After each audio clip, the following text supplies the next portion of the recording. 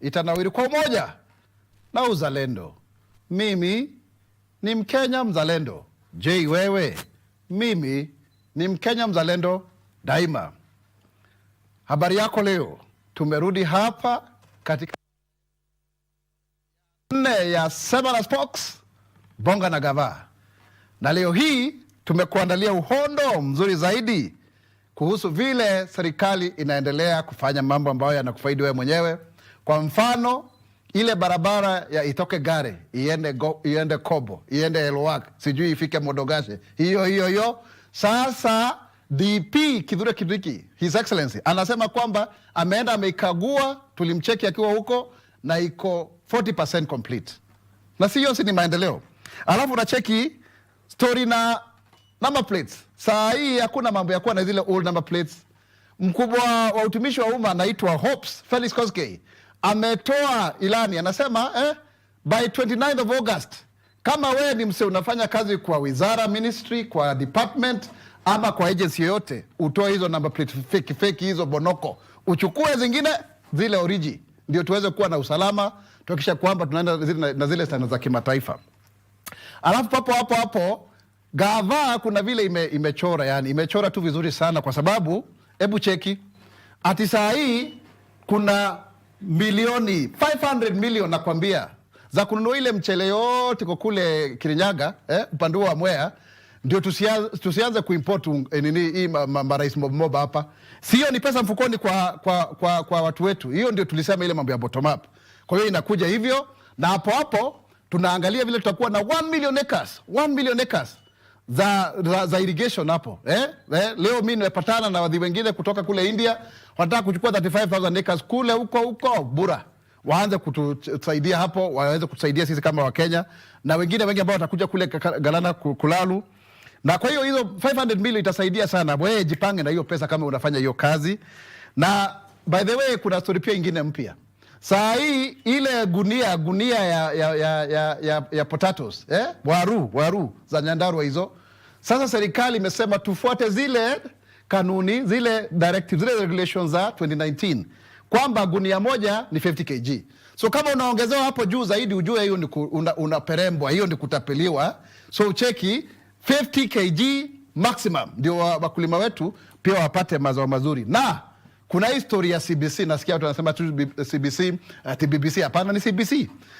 Hiyo CBC sasa inaitwa CBC, inaitwa CBET. Sikia maneno CBET. That is competence based education and training. Competence based education and training. Si curriculum, hapana, ni education and training, CBET. Na sasa kuna 3 pathways. Wase wa grade 10 sasa wanaenda kufundishwa, kuna national campaign, either waanze kufanya mambo ya STEM. STEM si ile ya mti, ni science, technology, engineering and mathematics, ama wachukue mambo ya social sciences, ama wachukue mambo ya the arts. Kwa hivyo unapanda hapo, unajua sasa watu wanasema hii grade 10 wajazoea kusikia grade 10. Wasa sisi tulienda stories za standard. Hebu imagine ukiambia mtu niko standard 10, ina sound aje? Ina sound funny sana Lakini sisi ni wale wa huko before. Sisi sasa ni kama tuko nyumba kidogo. So leo hii tuko na mgeni special sana. Huyu mgeni anakuja kutuambia mambo ya energy, yani kawi, kama unapenda ile Kiswahili mob nzuri sana. The energy, the nuclear energy. How do we develop? How do we make sure that we have nuclear energy?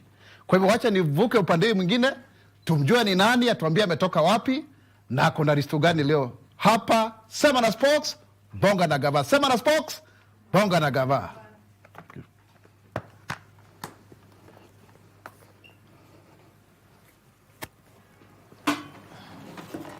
Habari yako? Salama sana ndugu. Uko salama? Asante sana. Karibu sana. Asante. Karibu. Yep. Welcome to Sema na Spokes, Bonga na Gava. This is a podcast that is being carried live on KBC Digital and also on all our socials and other media stations. Maybe you can begin by telling us your name, who you are, where you come from, and all of that. Thank you very much, Bwana Government Spokesman, Senator Mwaura, and thank you for hosting me.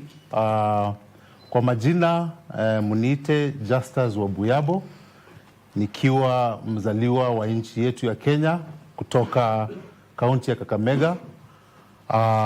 Mimi ni mwanasheria Nimesomea sheria, I'm a lawyer by training, na nilianza kusoma katika shule ya Mumias Boys Primary School.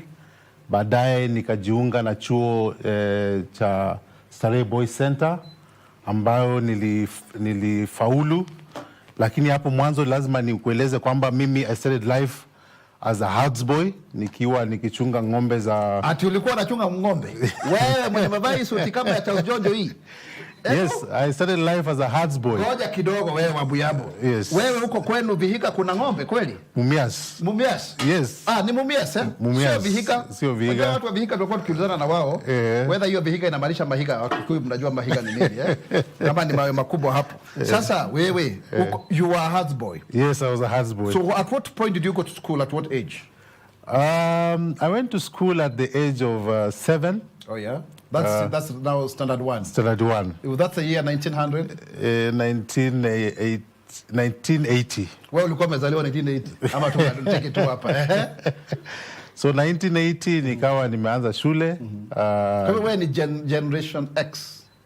Hizo mageneration sijui lakini generation X ndio yenu, alafu Y ndio millennial, alafu Z ndio nyingine, alafu alpha. Okay. Hapo. Yeah. So nikamaliza primary school Mumias Boys, alafu nikajiunga na chuo kikuu cha Starehe Boys. Starehe. You must be a very brilliant man. During wakati wa Griffin. Wakati wa Griffin. Wow. Let's clap for him. I mean, that's amazing. Yeah. Wewe piga makofi, wacha wivu. Namna gani wewe? Yeah. And as I've said, I started off as a herds boy, and that really tells you kwamba kimaisha, if you work hard, yes, everything is possible. Wow. Work hard and discipline, everything is possible. Nikawa Starehe Boys, nikasoma kwa bidii. Baadaye nikaweza kwenda kwa Moi University. Moi University? Yeah, nikasomea. Na huko Moi University ulisomea nini? Moi University nilisomea sheria. We were the first pioneer class kusomea sheria.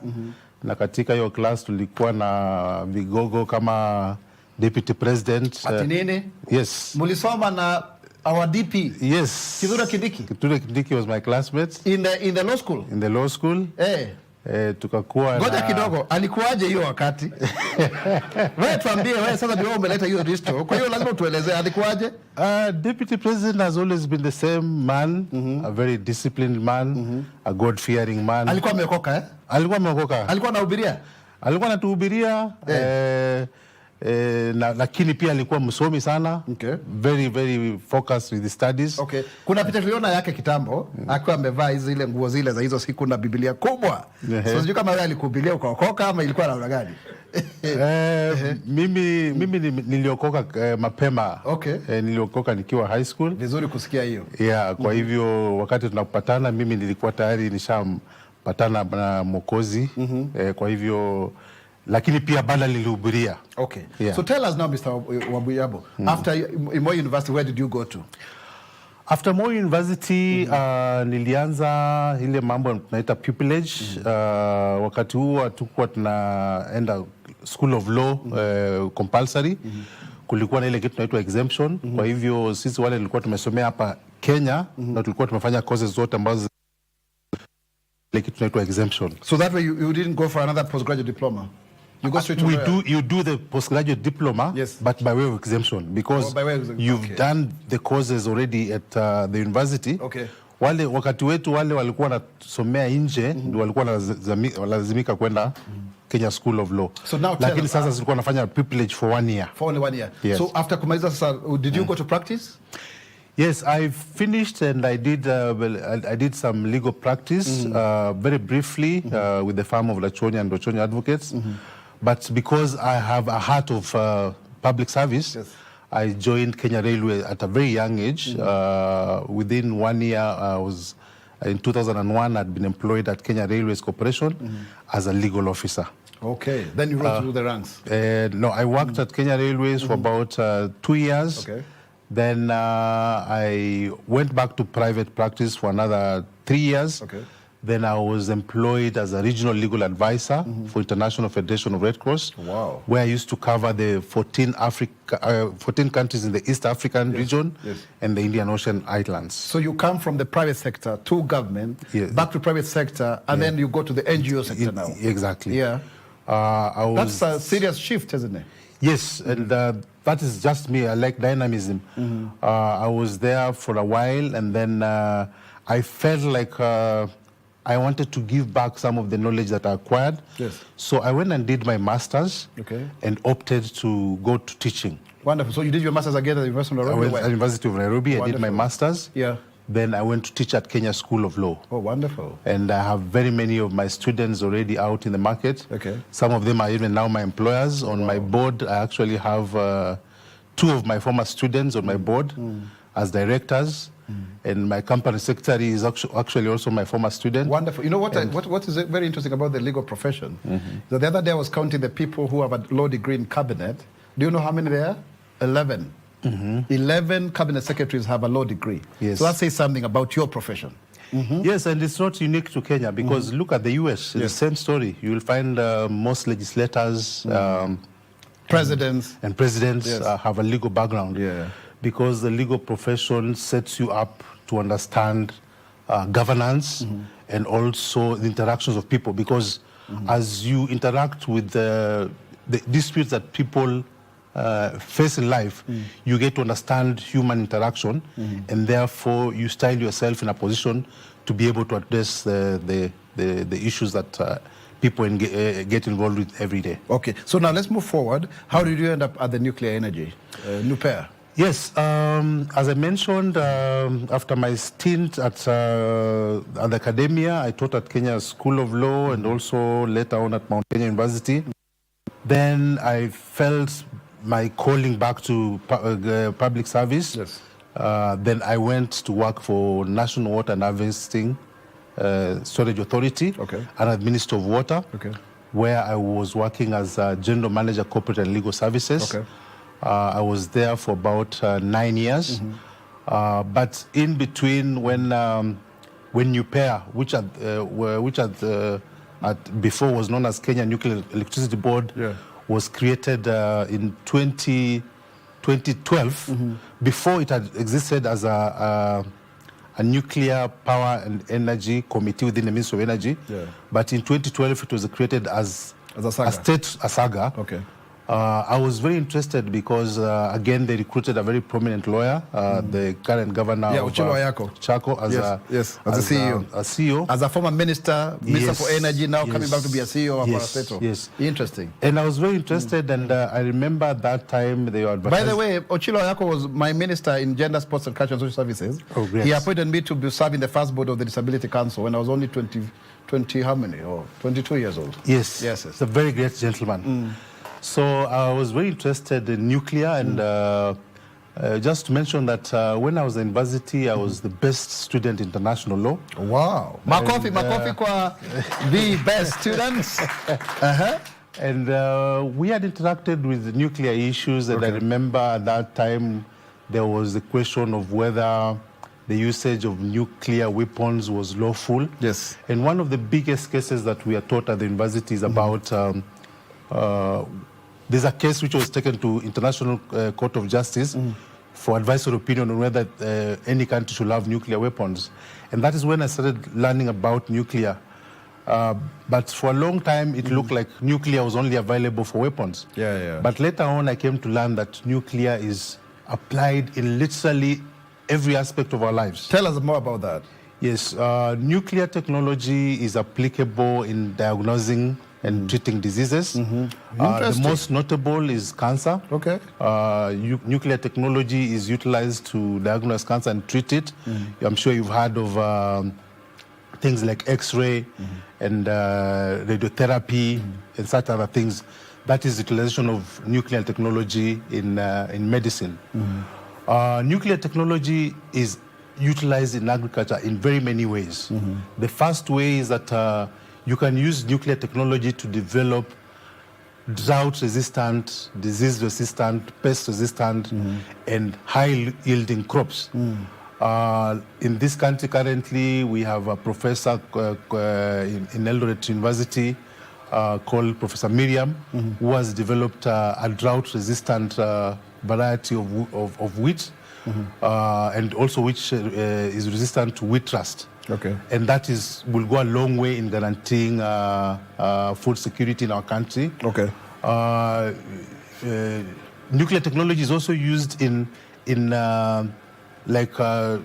children who are malnourished to identify the kind of nutrients that they will require, so that their health can be improved. Okay. Nuclear technology is also used in industry for non-destructive testing. Okay. If, for example, you want to check whether there's a defect in some object without having to tear it apart, you can use that technology, and many other utilizations.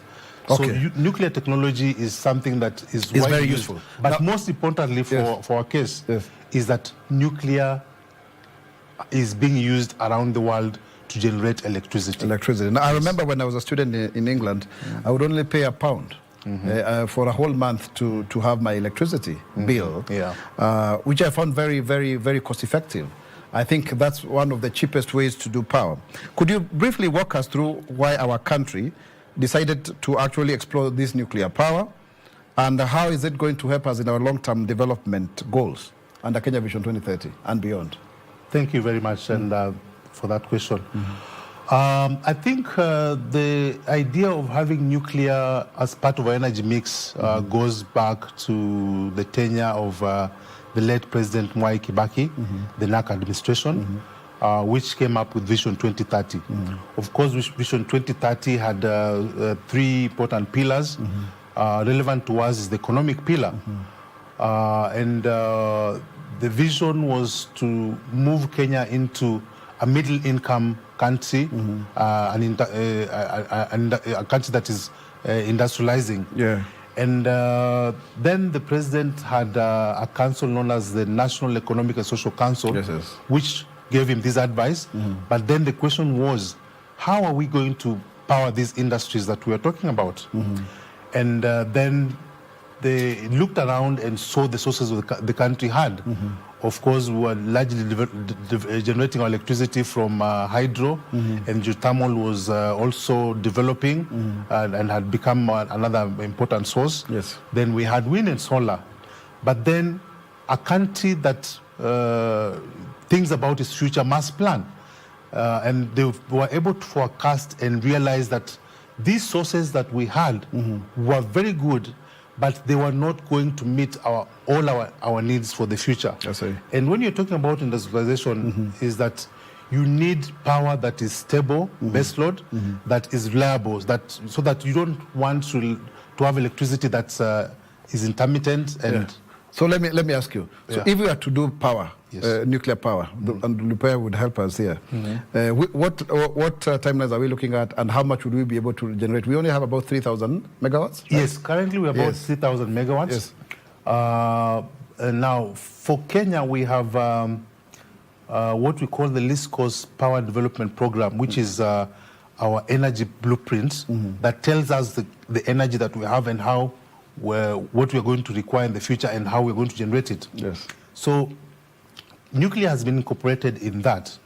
And once you do that, we are then guided by an international body known as the International Atomic Energy Agency. International Atomic Energy Agency is a UN specialized agency, intergovernmental organization, which guides all the countries of the world on all issues regarding to nuclear. So IEA has developed a program which we call milestones. It's called a milestone approach, which has 3 stages. The first critical stage is the decision-making stage, where a country makes an informed decision to incorporate nuclear as part of its energy mix. And this is not a simple decision. You have to sit down as a country and ask yourself a number of. When you answering those questions, there are specific requires you to answer to. One of them is what we call the national position. Another one is the issue of procurement, financing and funding. And there are several categories of issues that you have to deal with, including safety and security and so forth. So way back in 2010 during the Kibaki administration, when the country made an informed decision to go nuclear. Oh, yeah. After that, then there are preparatory activities that you have to deal with. Then you move on to the second stage. The second stage is really the planning stage, where you start now putting in the mechanisms of now preparing to construct the first nuclear plant. CS Wabuyabu, let's pause there so that we take a break. We are in Sema na Spokes, Bonga na Gava. Sema hivyo, Sema na Spokes, Bonga na Gava. Let's hold it there until we come back.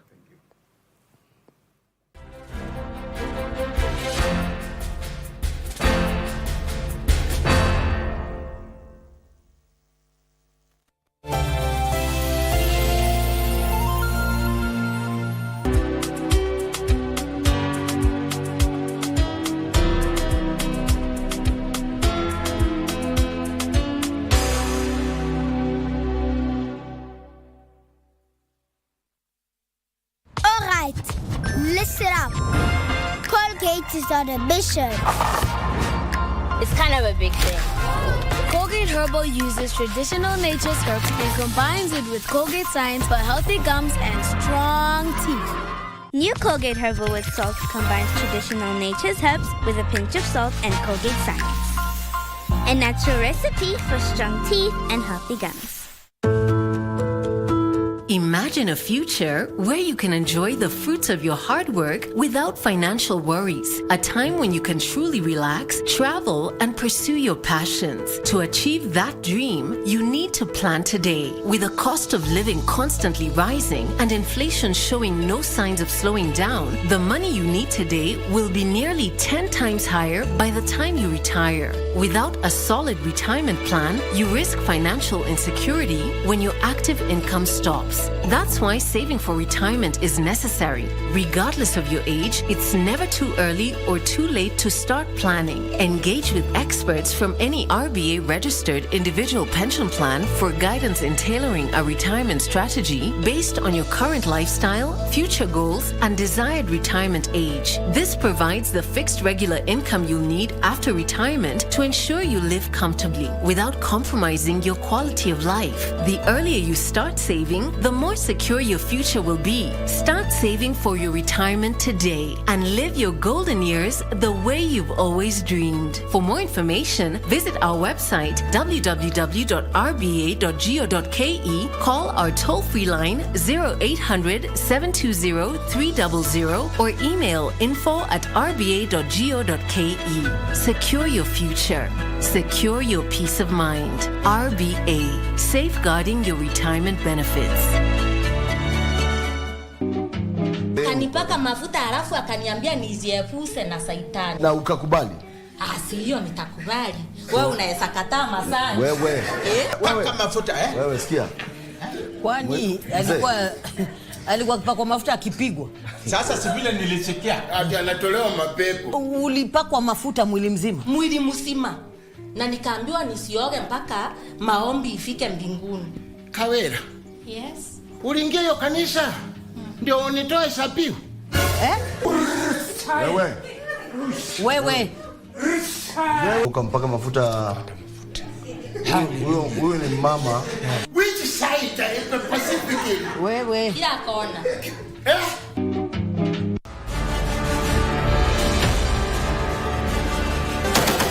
The men and women in bold. They are commanded to defend and protect the sovereignty and territorial integrity of the Republic of Kenya. Their bravery knows no limits. Make a man go through the wall without breaking the wall. Laziness. It is not in our vocabulary. But what are their stories, their tales? Military Tales, every Saturday at 9 p.m. with Ben Troy Joe.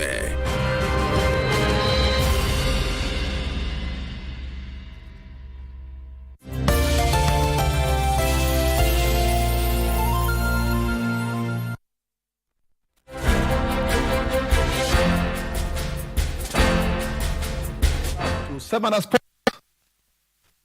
Spokes, Bonga na Gava. And today we have CS Justus Wabuyabu, who is the CEO of the Nuclear Power Corporation. And he is here, it's called Nupea. He's a lawyer, he has an LLM from the University of Nairobi, and he was telling us about the AIEA and what they are able to do in terms of the milestones.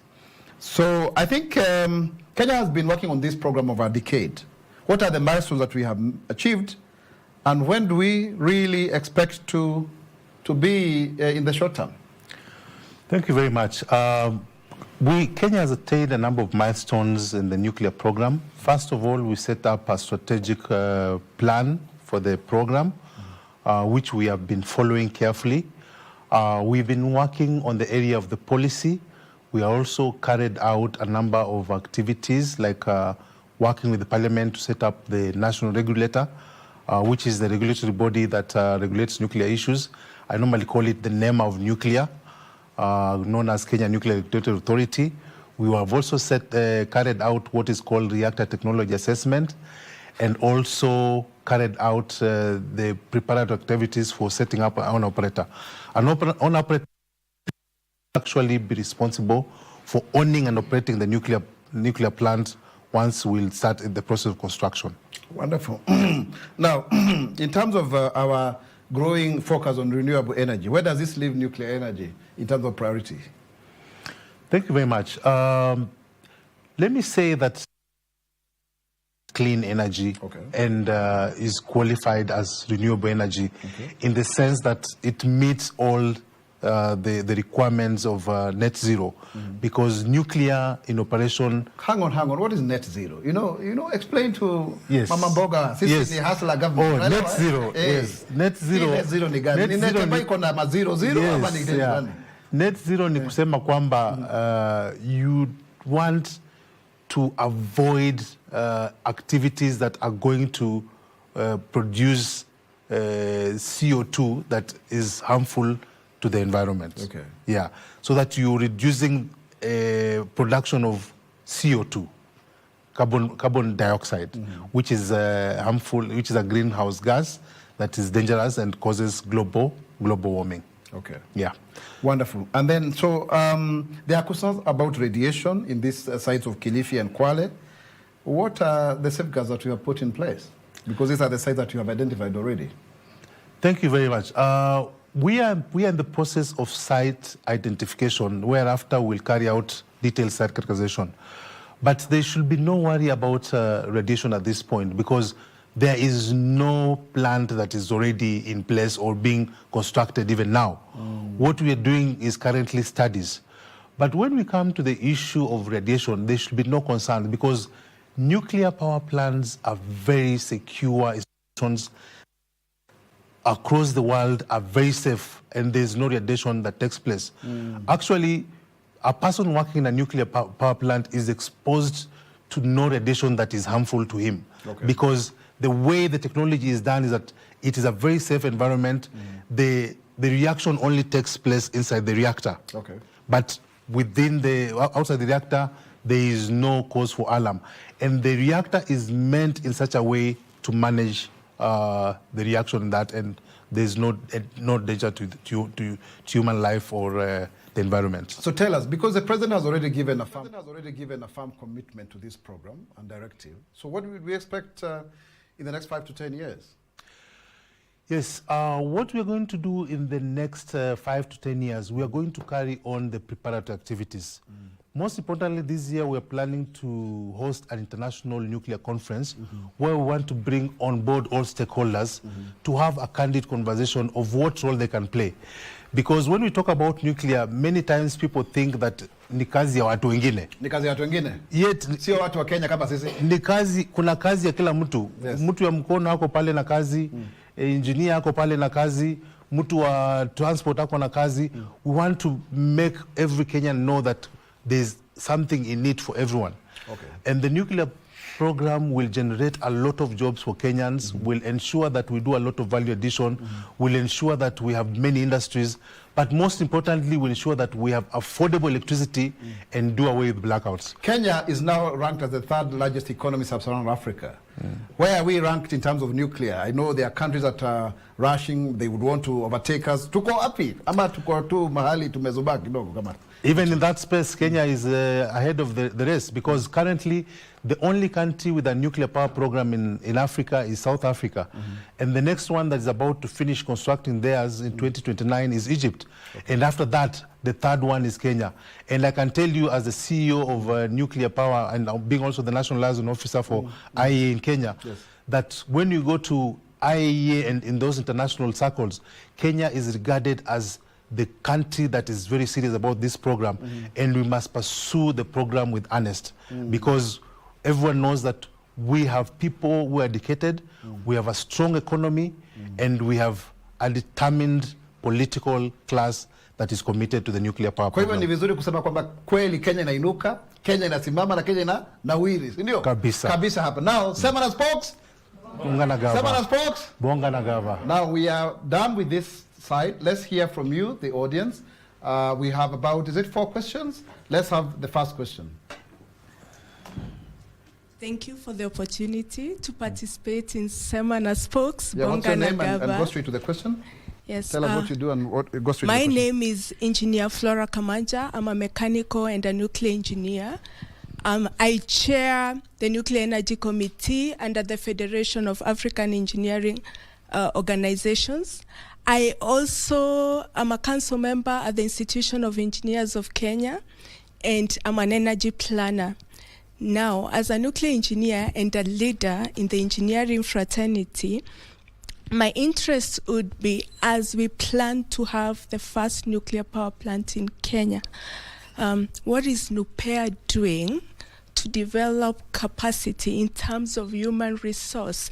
We need a skilled workforce that is going to take this project through the entire project life cycle, right from preparation all the way to decommissioning.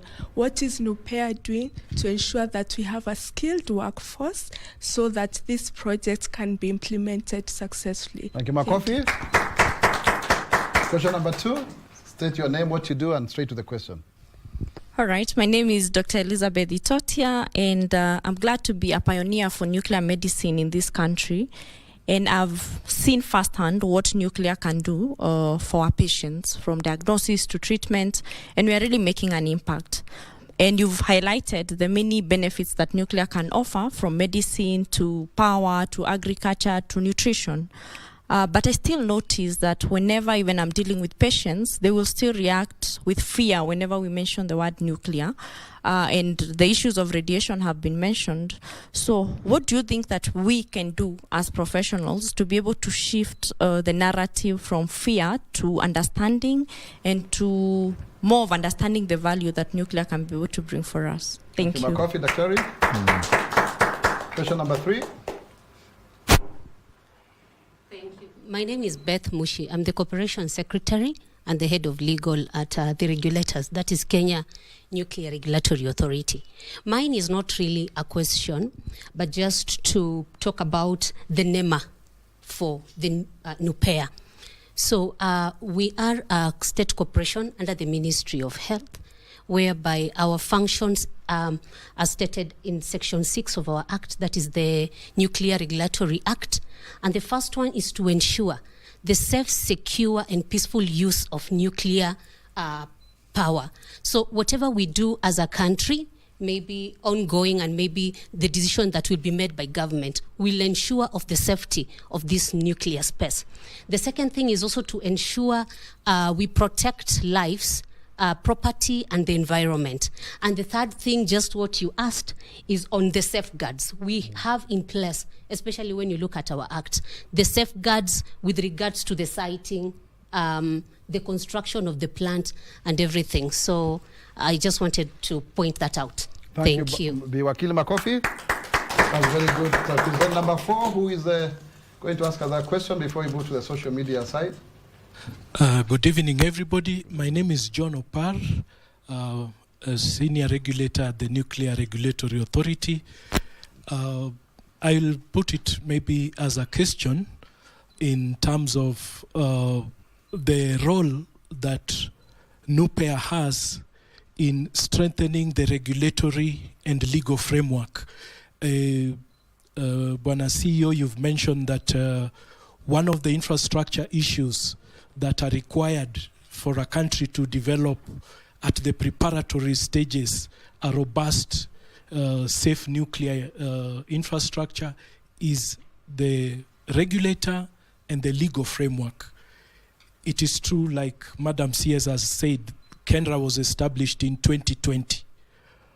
Do you feel that what has been done with the regulator and regulations is sufficient, or do you feel that there is still opportunity to strengthen and make robust the regulatory and legal framework as we draw nearer and nearer within the milestone approach? Thank you.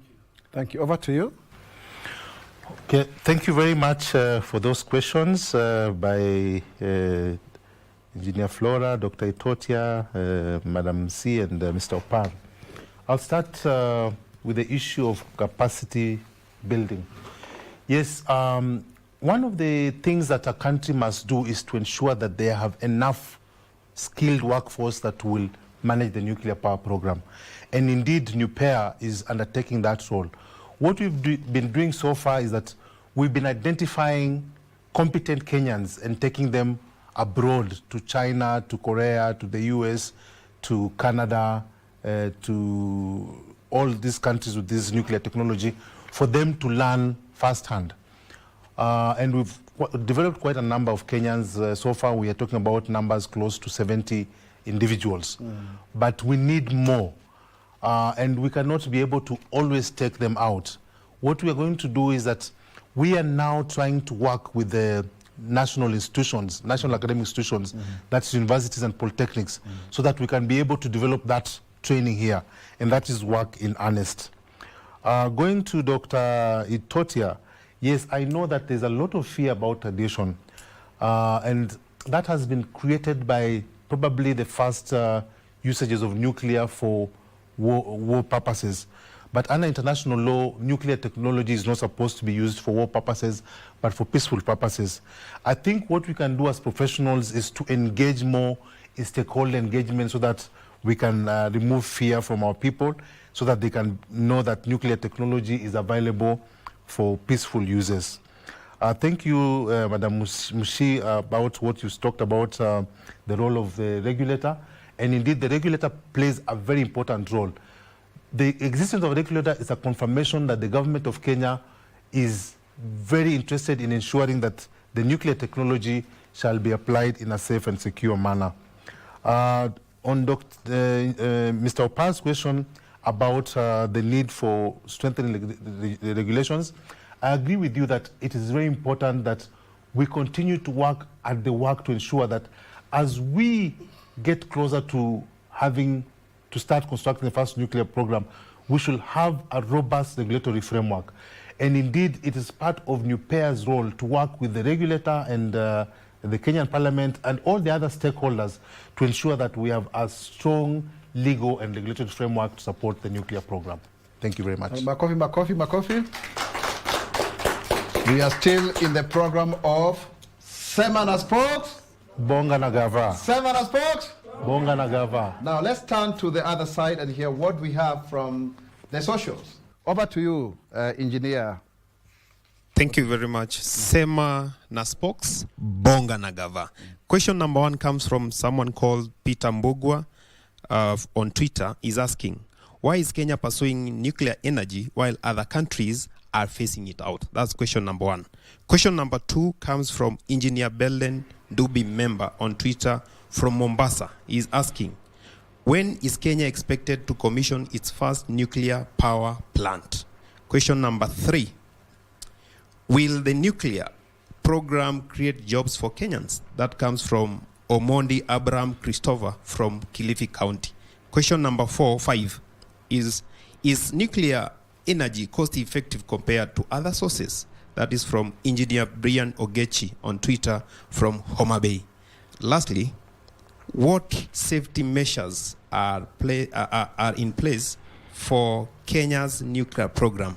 That's a question come from Eugene Marwa from Gong on TikTok. Lastly, a question from an electrical engineering student at the Technical University of Kenya called Lynn Cheptumo. She's asking, how much electricity can a nuclear plant generate? Thank you. Back to you. Those are so many questions. The irony of it is that most of them are from engineers, isn't it? Yeah. So it's quite interesting. So I think it's a mixture of lawyers and engineers. Yes, no? Right? Yes. Yeah, so we have time tusikie vile utatuambia, tuone kama na uanze na hiyo ya kusema tutafanya commissioning lini. Hiyo ndio watu wanauliza hapa. Yes.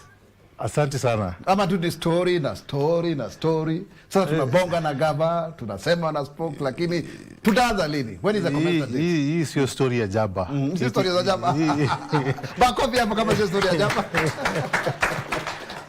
Kenya's nuclear program is as real as the sun rises from the east and sets in the west, because it was conceptualized in 2010, and we've been doing quite a lot. According to Kenya's energy plan, the least cost power development plan, nuclear is set to come on board in 2034. 2034? Yes. Okay. Today, as we speak, I'm sure we see the number of times we have load shedding in our country and blackouts. And we must recognize that Kenya is a net importer of electricity. We are buying electricity from Ethiopia and Uganda. We want to be self-reliant in terms of our energy needs, and so as to guarantee that we have reliable, safe, secure, and affordable power. And therefore, the 2034 date is something that the government is working at earnestly to ensure that we meet it. So we hope to start construction in 2027, and the president to be able to commission the first nuclear power plant in 2034. Then there's the question about why nuclear. I think that is a very important question, and it's a real question that we need to interrogate. We have solar, wind, hydro, and geothermal, and those are very beautiful sources of energy, clean, and so forth. But we are saying that we want to industrialize as a country. We need base load, power that can support our industrialization aspirations, and therefore nuclear comes in to really meet that requirement. We must remember that we are in the age of climate change. When a government spokesman, we might wake up one day and find a river that has been running for many years, running dry, and probably it was one that was running our plants. We must be very cautious and plan for the future so that we are not surprised. Actually, that's true, because the river that I used to fetch water when I was small, Ruiro River, yes, although people call me Modongo or Ruiro, it's actually true, it has actually shrunk. It's now a stream. It's really becoming smaller and smaller as days go by. Yes. And therefore we have to have a source that we are much more in charge of. We know that wind and solar are intermittent. They cannot support serious industrialization. Okay. And therefore we need we need nuclear. So nuclear is more consistent. Nuclear is very consistent. But people still feel about the Chernobyl, accident. The Hiroshima and Nagasaki. Yes, they linger. Hiroshima and Nagasaki were not accidents. Those were deliberate use of nuclear technology for destruction and killing in a worse scenario.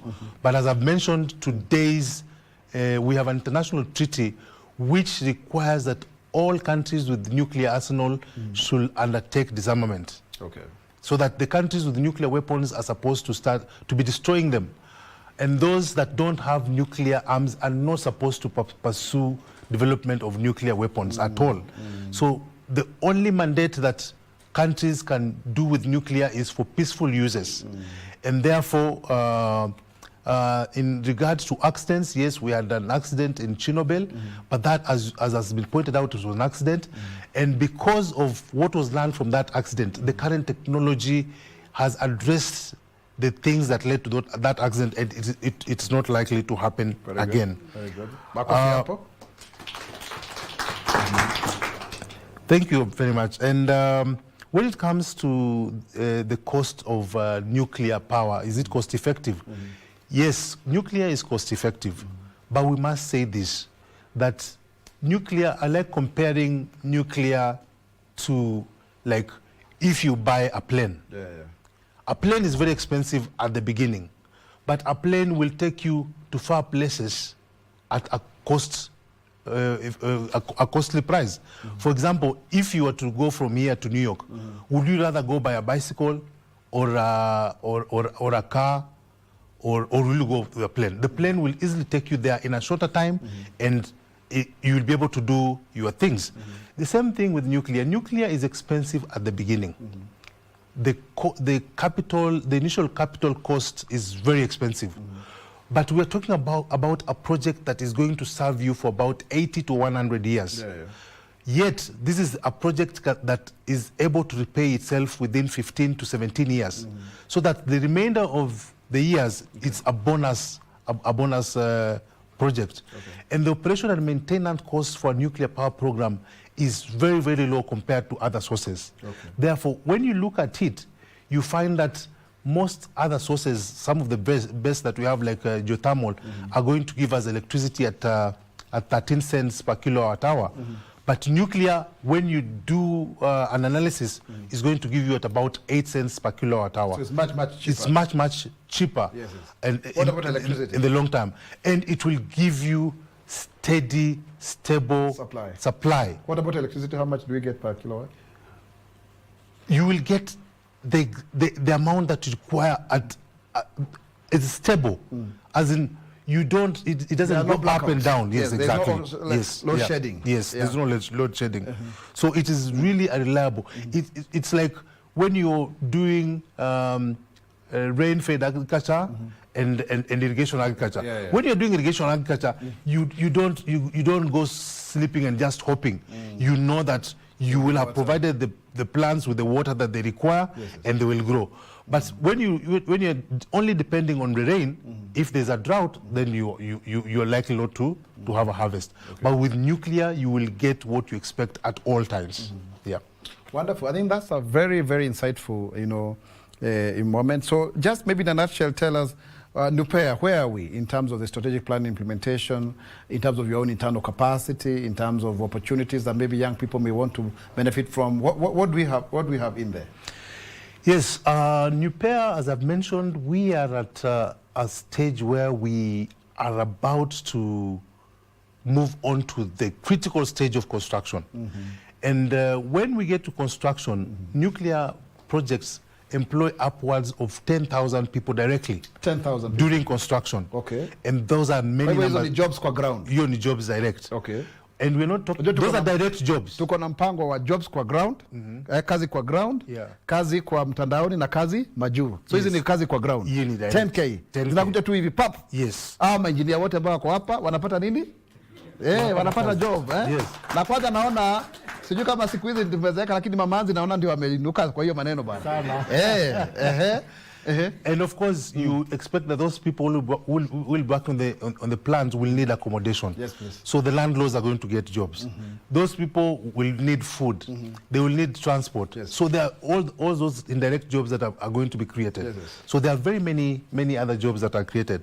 And a nuclear project also will ensure that we have Kenyans that are highly skilled and can work anywhere in the world. I see. You know, an engineer who is trained to work in a nuclear plant can work anywhere, because the level of skilling that they get is really the kind of skills that can get you employed anywhere. Okay.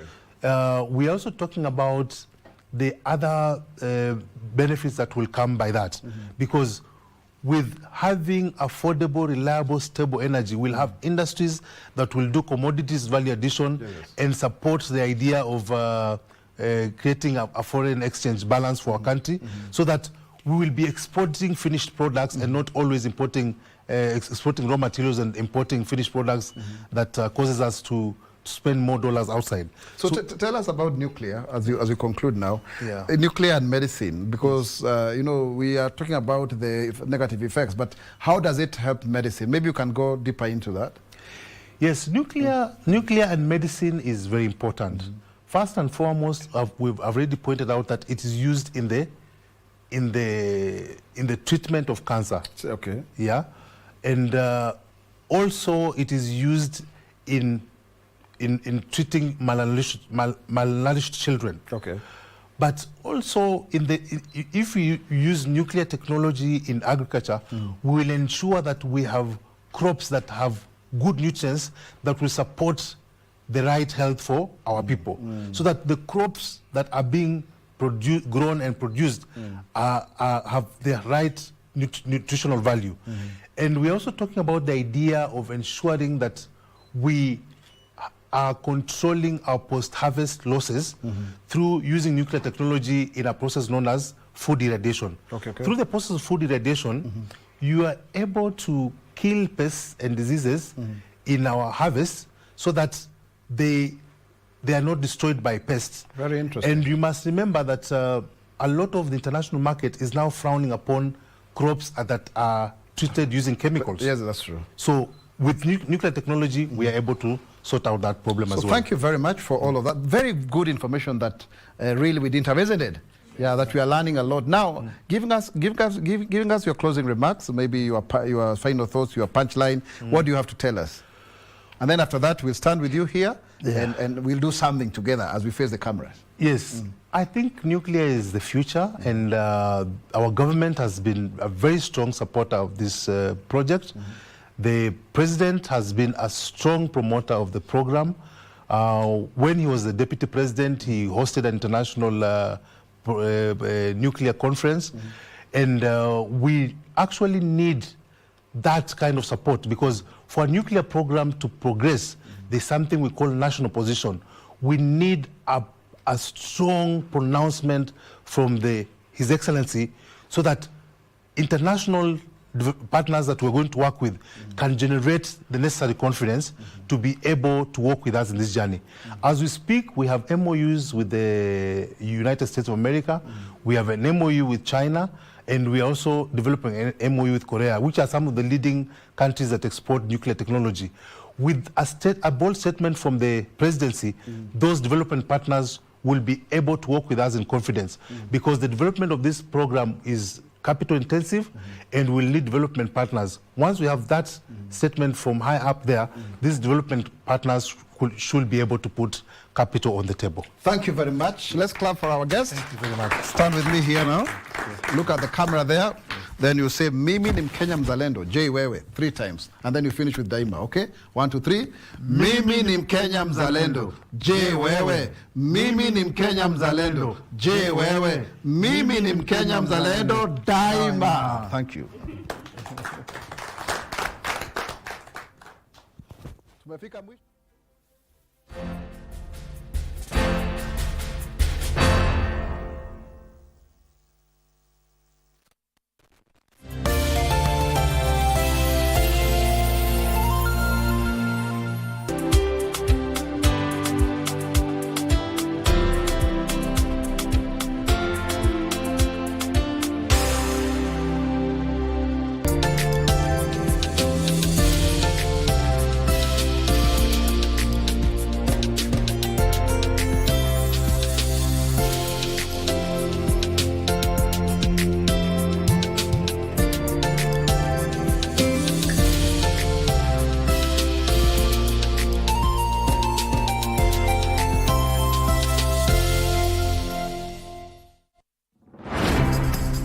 Je, umewahi kuwa na deni ya KRA?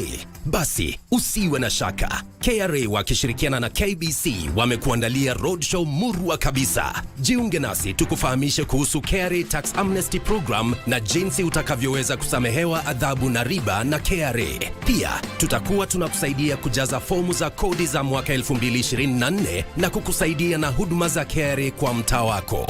Jumatano tarehe 4 mwezi Juni tutazuru Makueni. Tutaanzia Salama, Sultan Hamud, Emali, Ukia, Mukuyuni, wote Makindu, Kibwezi, Mtito Andei. KRA, tulipe ushuru, tujitegemee.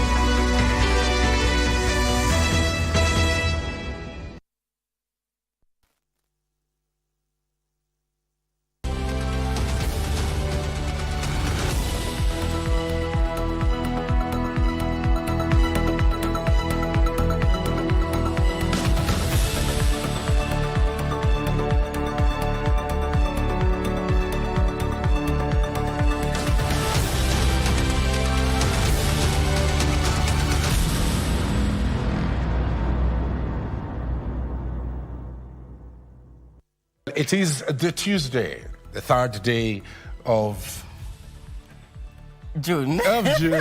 June, that's right, 2025. We want to welcome you to this live broadcast tonight, coming to you from Broadcasting House. Tonight, Tamara was laid to rest in a somber mood, and the new sheriff has taken charge at the Shaw Center. Well, all that is coming up in this live broadcast, but first we want to take a look at our top stories.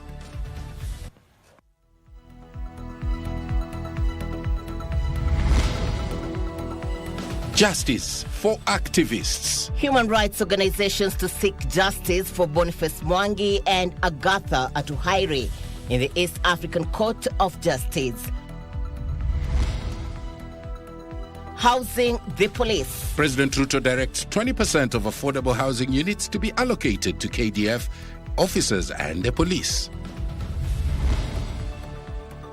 In the corridors of justice, computer wizard Rose Njeri arraigned for allegedly creating an online platform for Kenyans to give views on Finance Bill 2025. And slain father buried. Religious leaders call for the gazettement of Kerio Valley as a disturbed area as slain priest Father Alois Cheriot Bet is buried in Nandi County.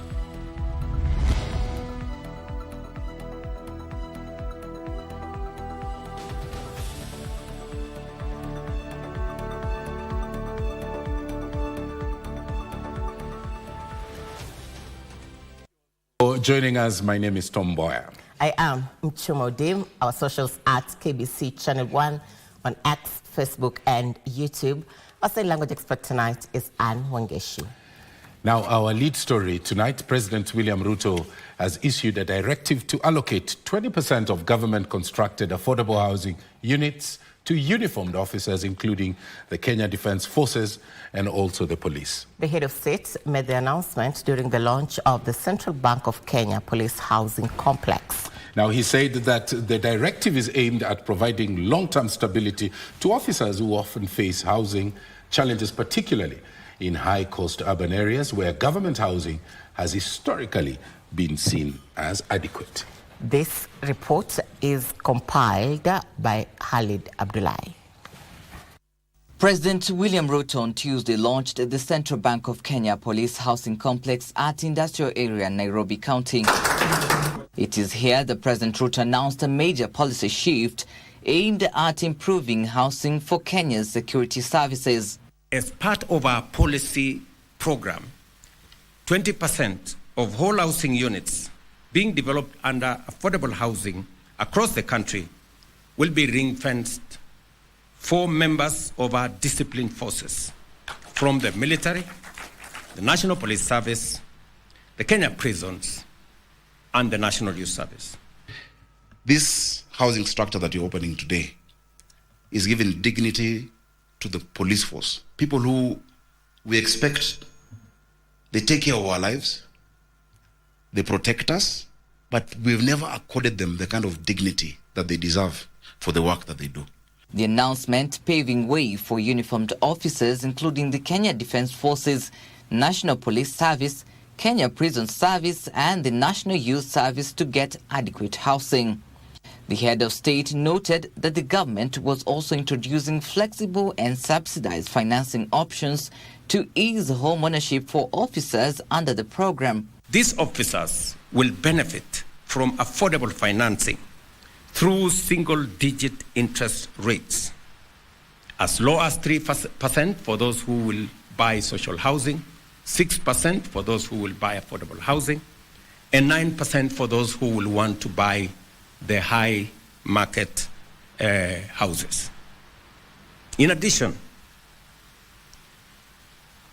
these officers will also benefit from what currently we are developing. Aside from what you see in this compound, through the State Department of Housing and Urban Development, we are delivering institutional housing for disciplined forces across the country. The housing complex comprises fully furnished 200 two-bedroom and 10 three-bedroom apartments. Ruto said the finished units will provide dignified and decent homes for police officers assigned to the Central Bank of Kenya. The housing project is a result of a unique memorandum of understanding between the CBK and the National Police Service. From brick and mortar, let's go to software issues, but this time in the courts. Software developer Rose Njeri, who is facing charges related to cybercrime, has been released on a personal bond of 100,000 shillings. Njeri was arrested, remember, after she created a website for Kenyans to submit their views on the Finance Bill 2025. Her defense team, led by former Chief Justice David Maraga and Kalonzo Musyoka, argued the intended charges leveled against her lack a clear legal foundation and infringe upon her constitutional rights. Now, the court has reserved its ruling for the 20th of June, as reported by Ruth Wamboi. Software developer and digital activist Rose Njeri's arraignment at the Milimani's Magistrate Court came after a 3-day detention at Pangani Police Station caused massive uproar. The Director of Public Prosecution through Senior Counsel Juma Victor Witi and Wanjiru Waweru informed the court that Njeri's action disrupted the normal functioning of parliamentary systems. Charge or information shall contain and shall be sufficient if it contains a statement of the specific offense. The prosecution urged the court to allow the suspect take plea on charges alleged to related cybercrime offenses as per the charge sheet. Questions of alleged breaches of fundamental rights and freedoms, very limited under Section 8(2). Whether that act or statute gives the court jurisdiction to hear criminal cases, including the one proposed to be instituted by the impugned charges before you. However, a defense team comprising retired Chief Justice David Maraga, Dr. John Kaminwa, former LSK President Eric Theuri, among dozens others opposed her being charged, stating the charges are invalid and not known in law. Public participation can be achieved in very many ways. And what Rose has done is to bring it to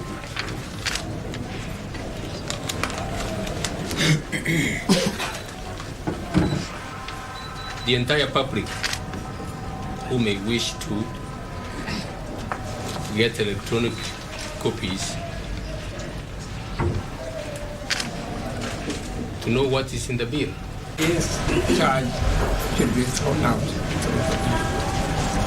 You bring that shock to those who are in power. Let them not take you for granted. Any person who sent such an email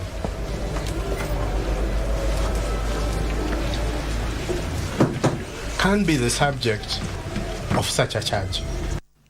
The court was further told that the charge sheet is an abuse of court process, both locally and globally, and should therefore be dismissed. Harassment of citizens, and in this case, Rose Njeri has caught the imagination not just of the country, but the whole world. Trial Magistrate Geoffrey Onsarigo has reserved his ruling for 20th June. Njeri was arrested last Friday at her home in Nairobi. I don't know why she has been arrested. I hope it is not in connection with the finance bill, because really we are able to engage that young girl. I know she was really trying to bring out disinformation. Ruth Wamboi for Prime Edition. Count number 1 is correct. Onto a story we highlighted for you at the beginning of the broadcast. A cloud of despair and grief hovered Laikipia East constituency in Laikipia County as family, friends, and Nyeri Open Air Market fraternity gathered to lay to rest Tamara Blessing Kabura. You remember that 7-year-old girl? She was allegedly defiled and brutally murdered on Monday of last week before her body was discovered buried under the bed of the prime suspect in Nyeri's Witemere area. Speaking during the emotional send-off, traders of the Nyeri Open Air Market called for the immediate disbandment of Witemere and Majengo slums community, which they claim harbors crime. Here's that report. The hearse carrying the casket bearing the remains of Tamara Blessing Kafura arrived at the Solio village in Laikipia East constituency on Tuesday morning for her final send-off. A small coffin, yet too heavy for the family and friends of Tamara, whose life was tragically cut short 9 days ago. Before she met her painful death, Tamara, young, full of smile and life, was reportedly waylaid by a man well known to her who later shattered her dreams. According to reports from authorities, the prime suspect, identified as Nicholas Masharia, took Tamara to his house in Nyeri's Wetemere area, defiled her before physically assaulting her to death. Her mistake was perhaps trusting a man who closely worked with her mother at the Nyeri open air market. After a thorough search, Tamara's body will later be discovered buried under the bed of the prime suspect. Nataka kuhakikishia familia ya Tamara, nataka kuhakikishia watu wa Laikipia, nataka kuhakikishia watu wa Nyeri, na mwisho nataka kuhakikishia Tamara Blessing ya kwamba atapata haki. During the emotional send-off, the Nyeri Open Air Market fraternity called for the immediate overhaul of the Wetemere and Majengo Slums Community Policing Committee on accusations of abetting crimes in the informal settlements. This even as the prime suspect remains in custody for further investigations. John Kahiro, Prime Edition. May us all rest in peace. Meanwhile, calls for the government to gazette Kerio Valley as an insecurity-prone area resonated during the burial of slain priest Father Alois Cheriot Bet in Nandi County. Father Cheriot was shot dead by bandits in Tots, Elgeyo Marakwet County, a fortnight ago. And as Timothy Kipnusu reports, both the religious and political leaders have called on government to leave no stone unturned in ensuring that Father Alois' killers face the full force of the law.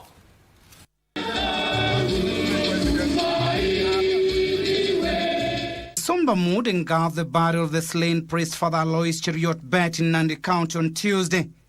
Mourners who converged to pay their last respects to the slain priest urged the security apparatus to do a thorough investigation to ensure all those involved in the heinous act face the music.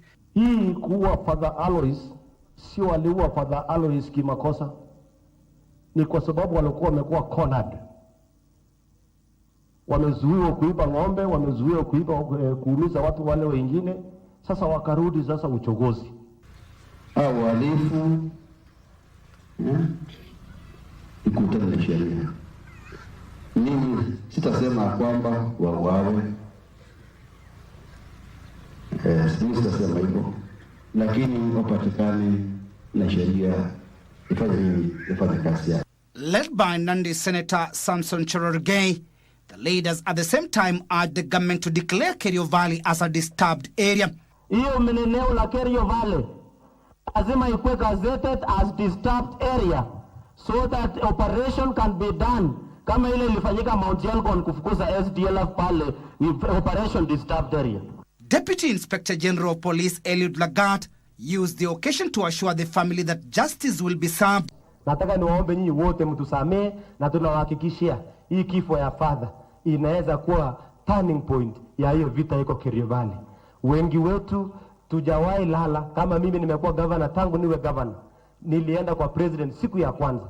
Wakati huyu governor anaomba factory, mimi huwa naomba bunduki ya KPR na risasi, mimi naomba kambi ya police, kambi ya jeshi. Hiyo vitu yote ndio mimi naombanga tu nikienda mahali. Bandits hawa pale Kerio Valley ni ile kila mtu amesema, they have crossed all the red lines. Kuanzia watoto, akina mama, wazee, sasa wamefikia mapadri. Hii kifo cha Father Alois Bet tumeweza kujua, na mimi sikuwa nimejua hii mpaka ile siku nilienda Chesongoji pale. It is very unfortunate that the person in charge of security, waziri anatoka pale Elgeyo Marakwet. Now they say charity begins at home. If you cannot fix the security from your home, how can you fix the security of the country?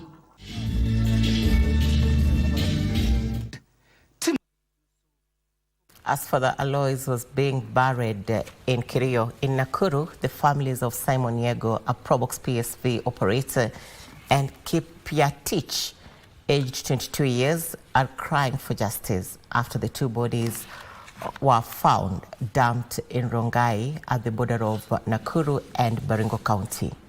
Now, the two were allegedly abducted in Elgeyo Marakwet County Friday by unknown people before their bodies were discovered with seemingly torture marks. The management of the Nakuru County mortuary says the bodies were brought in on Sunday.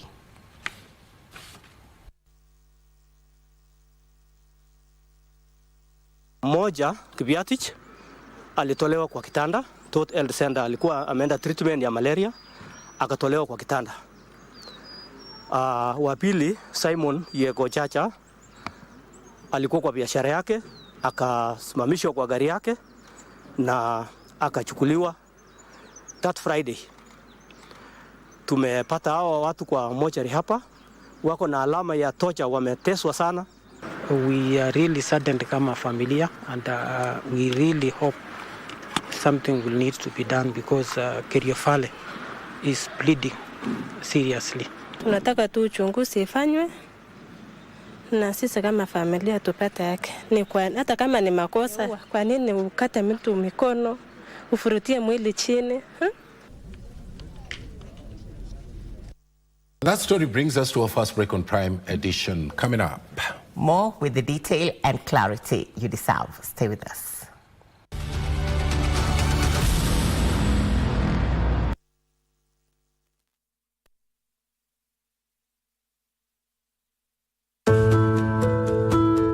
Many workers access their retirement benefits when switching jobs, unaware of the impact it has on their future. Taking out your retirement savings too soon reduces the income you will have when you retire, leaving your future less secure. Have you thought about the lifestyle or income you want to retire with? The earlier you start saving, the better. And the more you save, the more secure your future will be. Increase your savings today and live your golden years the way you've always dreamed. For more information, visit our website www.rba.go.ke, call our toll-free line 0800-720-300 or email info@rba.go.ke. Secure your future. Secure your peace of mind. RBA, safeguarding your retirement benefits. Differently. The cochlear implants are inserted under the skin just behind the ears surgically. It was the urge to give her son independence that informed the decision that Jackie Njeru took to have the cochlear implant. I was told about cochlear implant surgery. When the child is young, test their ears. As you test the eyes, test the ears. If they cannot hear, okay, or if you are going for the listening and spoken language, you are going to train them to speak, implant early and start speech therapy immediately. Differently.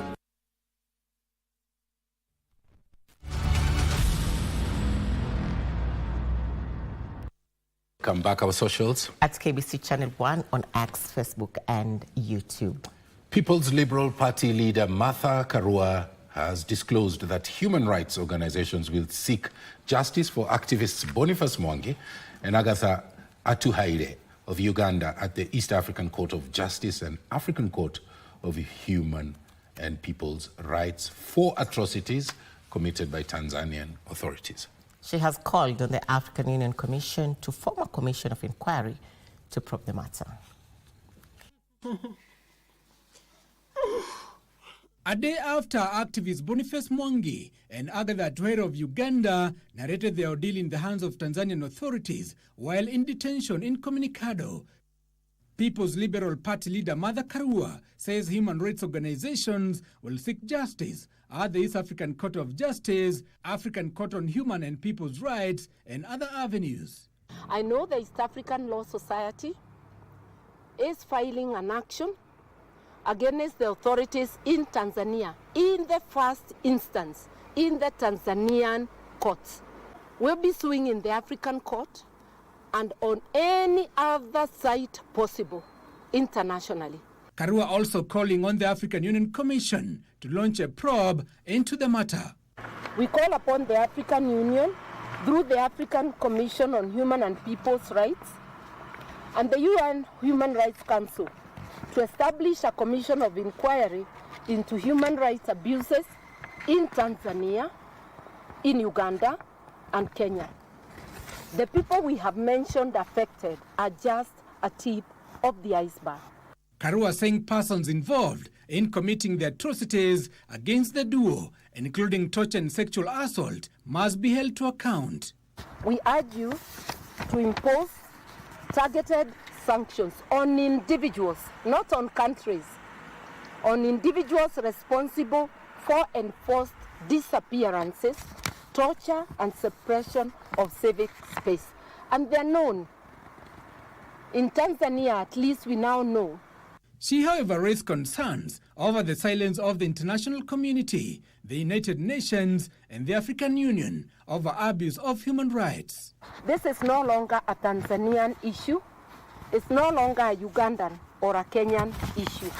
It's an East African issue, and it's also an African issue. Further, the PLP leader condemned the arrest of Rose Njeri for developing a program that aids public participation on Finance Bill 2025. Just imagine the irony that today was the start of the public participation on the 2025 Finance Bill. Yet, Rose Njeri was arrested because of providing space online for Kenyans to robustly participate. Giverson Maina, Prime Edition. On to the SHA updates. Health Cabinet Secretary Eden Duale says spare parts to fix broken down cancer treatment machines are expected to arrive in the country within the week. Duale, who toured Kenyatta National Hospital to assess the situation, says the government is committed to ensuring cancer patients access treatment and plans are underway to source extra cancer treatment machines. Meanwhile, Dr. Mercy Mwangangi on Tuesday assumed office as the Chief Executive Officer of the Social Health Authority, where she vowed to ensure no Kenyan is left behind in accessing quality health care. Nancy Okware reports. On Tuesday, Health Cabinet Secretary Aden Duale toured Kenyatta National Hospital to assess the state of affairs at the facility following numerous complaints triggered by the breakdown of the Linac cancer machine. The CSO visited various departments, including the Cancer Treatment Center, said the machine will be up and running as soon as the spare parts arrive in the country in the course of the week. That machine is 10 years old, is at its lifespan. It was installed in 2015. We have talked to the vendor who is doing all that he can that by the end of this week, in the next 2 days, the spare will arrive, and we have a contingency for our patients in our other referral hospital. Duale at the same time cautioned level 6 hospitals against abuse of office and inefficiency. I will not tolerate mismanagement, inefficiency, and abuse of public resources. Following my recent visit to Kenyatta University Teaching and Referral Hospital and the issues that were raised, I am putting all level 6 hospitals facilities on notice. Leadership and accountability must match the level of responsibility these institutions carry. Meanwhile, Dr. Mercy Mwangangi assumed office as the Chief Executive Officer of the Social Health Authority following her appointment on the 1st of April 2025. She takes over from Robert Ingasira, who has been in acting capacity since November 2024, following the suspension of Elijah Washira. As she assumed office, she vowed to turn around SHA by, among other things, rebuilding trust through transparency and strengthening primary healthcare systems. 70% of us Kenyans actually access our services in dispensaries and health centers. 70% of us, very few of us trickle into the secondary level. And so one of the things we'll be doing in SHA, when you hear SHA, think of human-centered care, think of primary healthcare system. On her first day, Mwangangi revealed that 13,000 Kenyans have already been onboarded to the Lipa SHA Pole Pole initiative, launched 2 days ago by President William Ruto.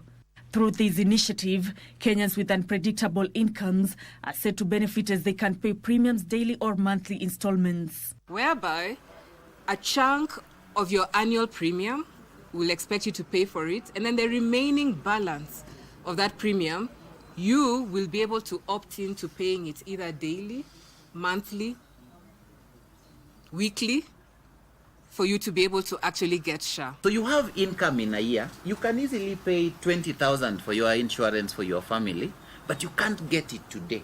We are giving you the opportunity so that you can get the premium in, so that we can pay and review that a child who requires that bone marrow transplant, and even for you. And then you can pay this premium slowly. Nancy Okware, Prime Edition. Kenya Revenue Authority is considering extending working hours for its staff to deal with the anticipated last-minute rush by eligible taxpayers who will be filing their returns. The extension will be in addition to the mobile clinics set up in major towns in the country. The fourth and last leg of the Tax Services Roadshow by KRA and its media partner, the Kenya Broadcasting Corporation, kicked off on Tuesday, with taxpayers sensitized on the process of filing returns and the amnesty offer on penalties and interest. Now, here are the places that the caravan toured: Mlolongo, number 2, Athi River, Machakos Town, Mutitu, and Tala. And taxpayers were seen along the route benefiting from the free filing of tax returns. Well, taxpayers have until the end of this month to update their records with the taxman.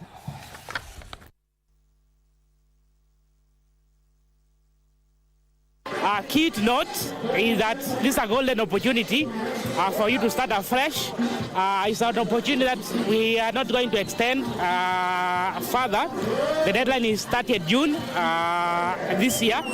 So we encourage every Kenyan, those who have any tax liability in terms of principal, in terms of interest and penalty, to come out in large numbers and take up this opportunity so that you start afresh. We are accessible throughout, as from 20th June to 30th. We'll be operating extended hours. Our office will be open from 7 a.m. all the way to 7 p.m. And we welcome each and every person to visit our offices. So if you have any challenges.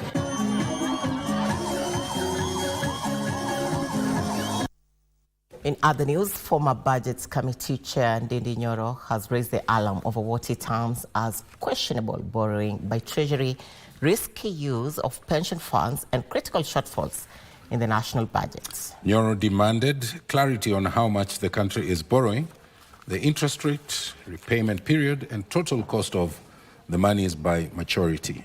He urged the Treasury to address urgent budget gaps, including 6 billion shillings for national exams, 3.8 billion shillings to confirm 8,571 UHC health workers, and funds for community health promoters. To invest in a project or in nature of projects that I have shown in the past, they are not attractive in terms of their commercial viability. Is it prudent that the NSSF invests pension money in infrastructure project, and especially given the example we already have is making losses? Parliament, contractors owed by the Ministry of Roads and Infrastructure will, in the next 1 month, receive part of the payment as government continues to securitize the road maintenance levy fund. Roads Principal Secretary Joseph Mbugwa, while appearing before the National Assembly Public Debts and Privatization Committee, said the ministry had received 62 billion shillings through securitization of the road maintenance levy fund and settled to at least 40% of the pending bills. Now, the MPs, however, have raised concerns over the government's appetite to secure loans using future revenue, saying it's increasing the debt burden on Kenyans.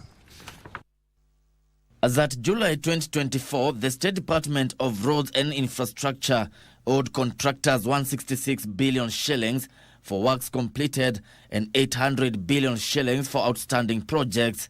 Owing to the huge commitment, the Ministry of Transport is seeking alternative financing models, including securitization of road maintenance and levy fund and Chinese government financing of 15 projects being implemented by Chinese contractors. Before this committee to discuss Appearing before the National Assembly Public Debt and Privatization Committee, Roads Principal Secretary Engineer Joseph Mbogwa said through the securitization, at least 62 billion shillings had been raised to pay 40% of the amount owed to contractors. Were there no other contractors who are not Chinese who are also undergoing pain, and most of them could be Kenyans who are in debts? We expect again in the course of a month or two to be able to clear the other balance of 60%, so that the pending bills up to December last year will be cleared, and we will use our resources that we have been getting in our exchequer to be able to settle more certificates that are accrued from December to now. MPs, however, raised concerns over the government's strategy to borrow using future revenues, saying it will only increase the debt burden. What Parliament authorized was collection of 7 shillings. Parliament did not authorize that you take another loan on the 7 shillings. So my question was, who gave you the authority to borrow for money that will either come or not come? Approval by Parliament to give the CS, Roads and Transport, an opportunity to get facilities up to 50% of our IMF. And I think this is something we can extract from the KRB Act. The PS also informed MPs Treasury had secured a loan of 36 billion shillings from the Chinese government that will be used to pay for 15 road projects being implemented by the Chinese contractors in various parts of the country. And we thought they would give us about 400 or 500 billion shillings so that we can settle some of them. Something that did not take place. So when they sieved through one, they said that one of the conditions was projects below 15% initially. We are negotiating with the Chinese, if I'm not wrong. Is there any implication to put the country to any loss of any amount of money that we are going to be surcharged because of shifting from that MOU? The ministry is now seeking enhanced budgetary allocations from Parliament to reduce the appetite for borrowing to settle the increasing debt. Gishuke Washira, Prime Edition.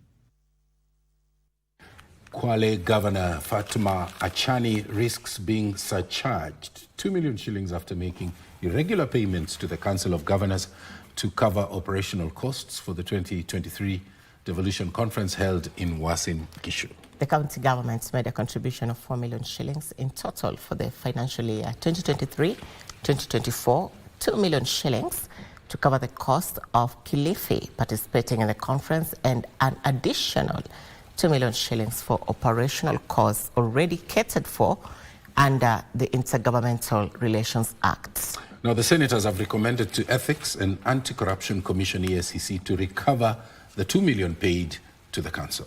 Abdiaziz Hashim with these reports.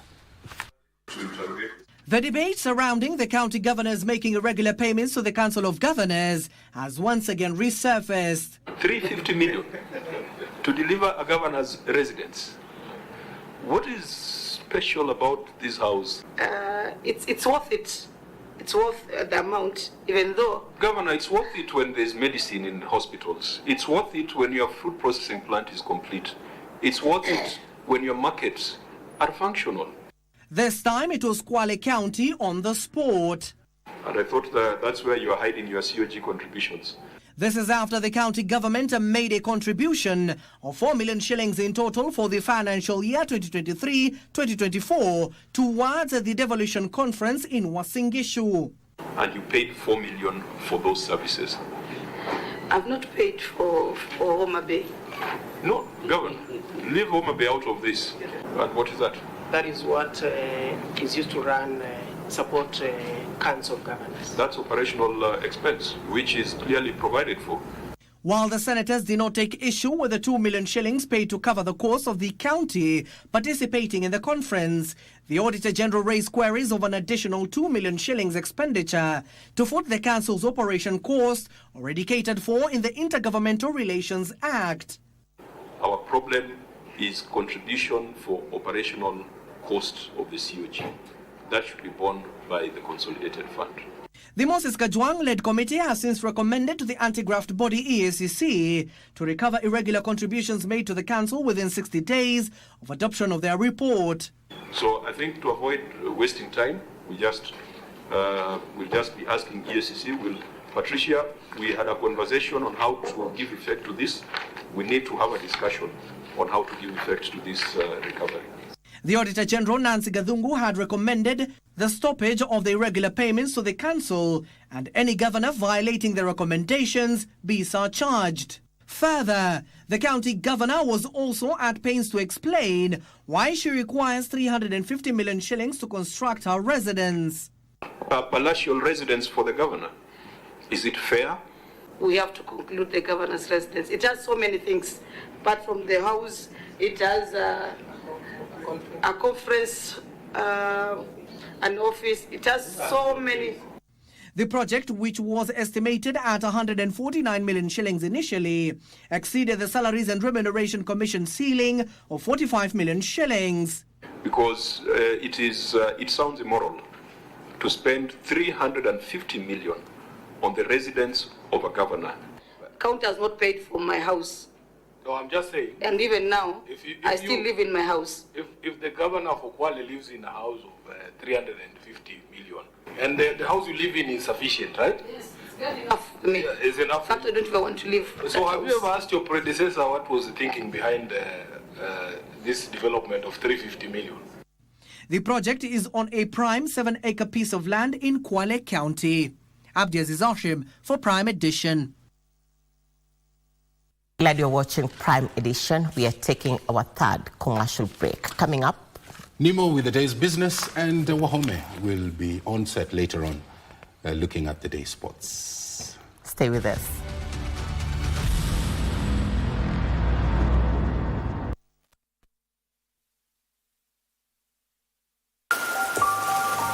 It starts with little moments of courage.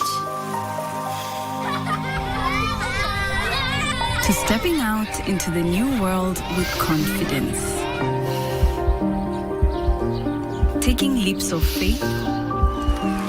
Spreading your wings and soaring to new heights. Your mother's love is with you wherever you go. Stay soft. Nothing lasts like mom's love.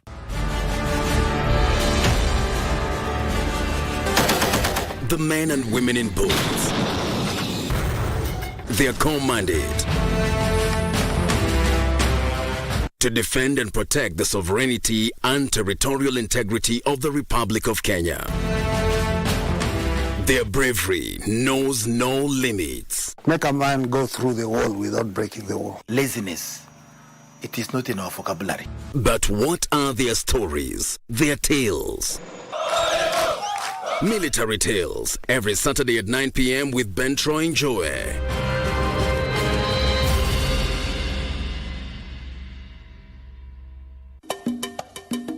I am not buying anything from you. I don't want to see you at J&J, and I do not want to see you in my compound. Do you understand? Yeah? Don't think Kathy's ready for God. Come on, stop judging her. Give her time. She's distracted, Sana. She's not in Nairobi. What do you mean she's out of Nairobi? You will get me Ruth, then you'll have your Isha back. Okay, I just want you to listen and listen to me very carefully. Why? Yeah, I want you to act cool in front of Kathy, okay?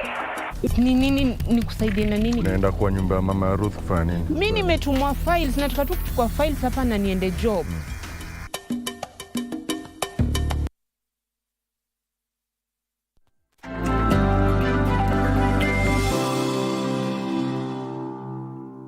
Well, I trust that you've had a wonderful day. We take you through the day's business news. My name is Weri Mujenga. Now, Kenya is set to import an additional 200 megawatts of electricity from Ethiopia in the coming month to bridge a power deficit. Energy Petroleum Regulatory Authority Director General Dr. Daniel Kiptoo says a technical team has been dispatched to Ethiopia to negotiate the terms of the expanded power purchase agreement. Kenya's installed electricity capacity stands at 3,243 megawatts, with an effective capacity of 3,030 megawatts. However, as of February 2025, the available capacity was 2,320 megawatts, barely exceeding the highest peak demand of 2,316 megawatts recorded in the same month. The small margin between peak demand and available capacity has seen the Ministry of Energy intensifying the push to lift the 3-year moratorium on onboarding new independent power producers. This year we have 283 megawatts of a deficit in our mix. Our reserve margin sometimes is less than 5 megawatts, and this is a big challenge because when you don't have because you have planned outages, because our power plants have to go out for maintenance sometimes, and also have unplanned maintenance. Dr. Kiptoo says Kenya plans to import an additional 200 megawatts of electricity from Ethiopia to enhance reserve margin to the standard of 15%. to cushion the grid against potential disruptions. It's an ongoing conversation. I think there was a team there a couple of weeks ago. The next level will be an engagement at the policy level.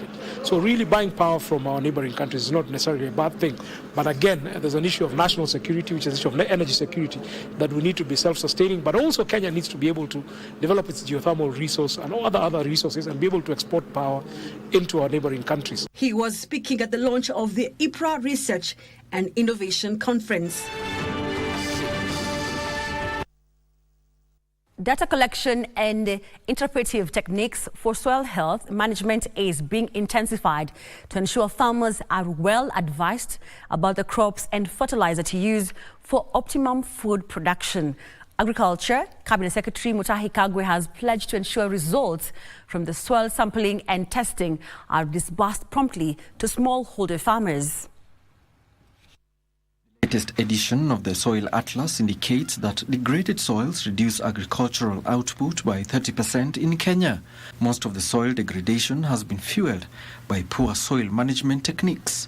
This prompted the government to pilot deployment of 7 youth per county to carry out soil sampling and testing services in an exercise expected to be cascaded across the country. 3 months ago, we launched a soil testing program, which as we talk now, the youth are on the ground trying to test the soil as they engage with the county government. So we are on progress. We believe as soon as we get that data back, then we'll be able to make the necessary adjustment or programs to try to treat our soil based on the data. Nyeri County, where I represent, we have done in excess of 3,000 soil testing just to find out what is happening. Maybe we may need to relook at how do we provide fertilizer. A few years ago, we would sit somewhere in Kilimo House and make a decision that we need to send CAN to Nyeri. Tomorrow we want to send another, without really being scientific about it. However, achieving these milestones means involving partners to help in the interpretation and implementation of data recommendations. The idea is that the farmer must benefit. If it is not going to be of any benefit to a small-scale farmer, if it is not going to be of any benefit to a large-scale farmer, it is of no benefit. It's not just about beautiful visions and really great ideas in science, but actually implementation, the action. As we say, there's fragmented data, and the private sector has invested for decades in gathering this data. So we have contributed to this challenge. We are here, we are showing our commitment. We have facilitated the platform under which this data has been collated so that the different innovators can use it for the challenge. They call for enhanced data sharing to allow robust tracking of progress in soil health initiatives, to empower policymakers to evaluate the effectiveness of the programs in boosting food production. Data makes soil health management a precise science rather than guesswork. For example, the fertilizer subsidy in Kenya is driven by data consolidated from soil tests around the country. Alan Oko, Prime Edition. Thank you, Alan, for that report. Now, retirees are being challenged not to quit their SACCOs when they retire so as to continue benefiting from the financial services offered by cooperatives. Harambee SACCO CEO Dr. George Oshiri says most retirees withdraw their savings and discontinue being members of SACCOs upon retirement, when the SACCOs could help empower them economically during their sunset years. Pensioners and retirees are being advised to retain their membership in cooperative societies to continue savings, accessing credit services, as well as other financial services. Harambee SACCO CEO Dr. George Oshiri says SACCOs have tailored products to suit different income segments, including retirees. Once you join, you are a member forever. You just continue being a member throughout. And we're also encouraging our senior citizens to be passing their pension through Harambee SACCO. He is concerned that some youth, including those in formal employment, are not members of SACCOs, which have diversified their offerings by introducing modern financial products. There is a very wrong notion out here that the youth do not want to save. That is not true. The youth would like to save. It's only that their access to funds are low. But those of them who have joined the society, so far, so good. Dr. Oshiri says SACCOs are key in fostering financial resilience and inclusivity. Ndutamo Kami for Prime Edition.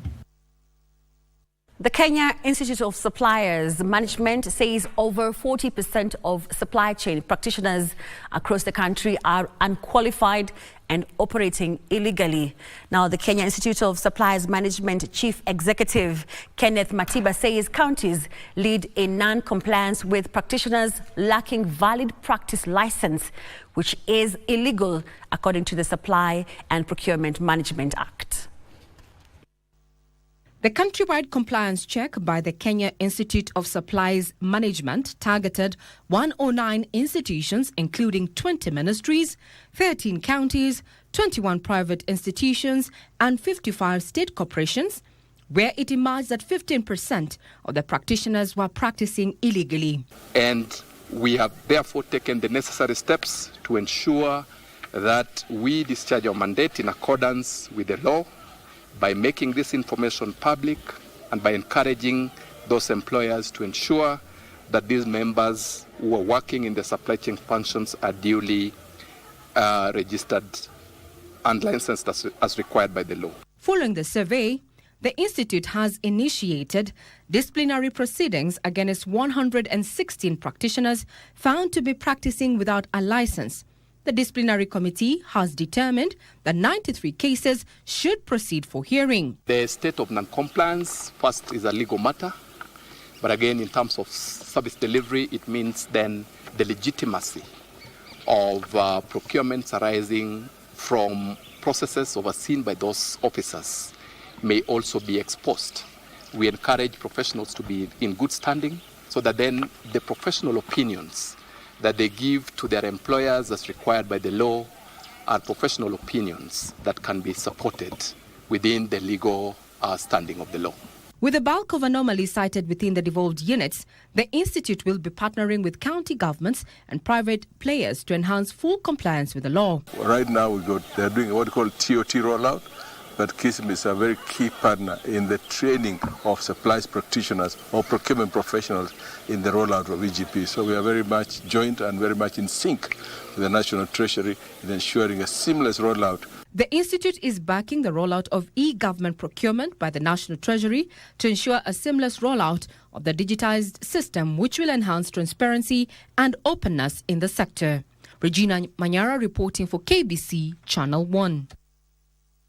Now, National Treasury Cabinet Secretary John Mbadi has defended the proposal to transition some goods and services from VAT exempt category to zero rated in the Finance Bill 2025, saying the move will help the government save 29.5 billion shillings annually. Now, Mbadi says that the current tax system has resulted in significant tax refund obligations.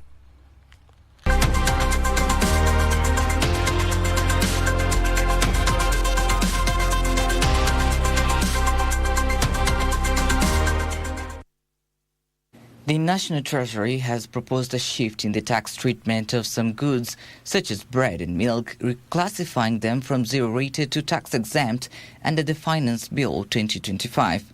While both classifications mean the goods are not taxed at the point of sale, the key difference lies in how input value-added tax is calculated and handled. Zero-rating a product or service allows manufacturers to claim value-added tax refunds on inputs, whereas tax exemption does not.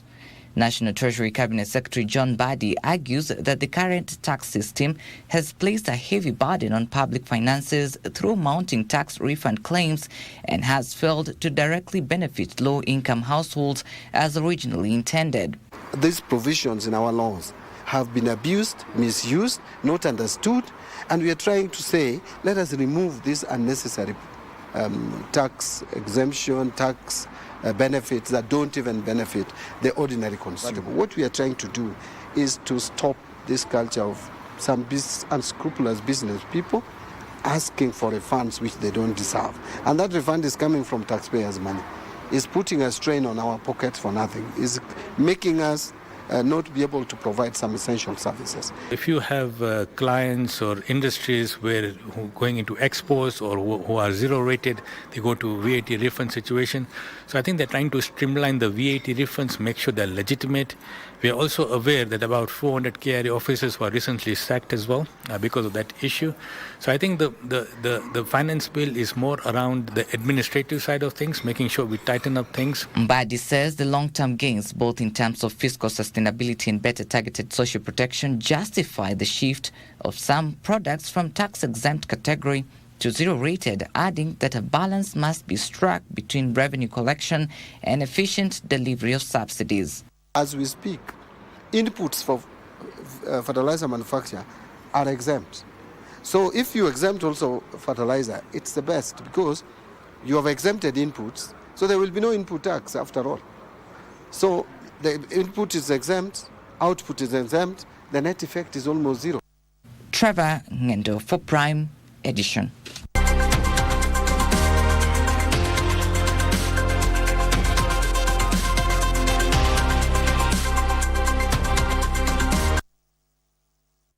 Well, that marks the end of business news tonight, but we have more stories on our website at kbc.co.ke. My name is Wairimo Jenga. Up next is Daniel Wahome with the day's sports. Have a good night.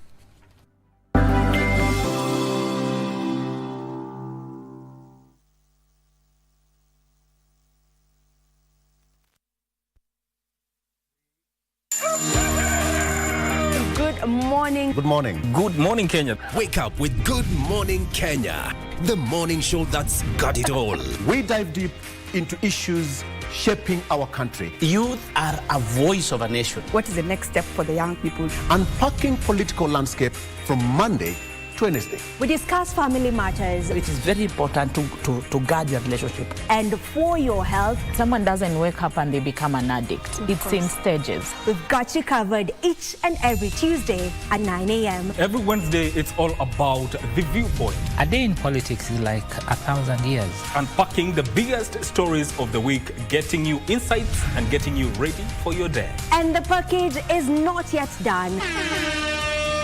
I get to fix your Thursday with some entertainment. Entertainment Thursday, it is. Good morning, Kenya.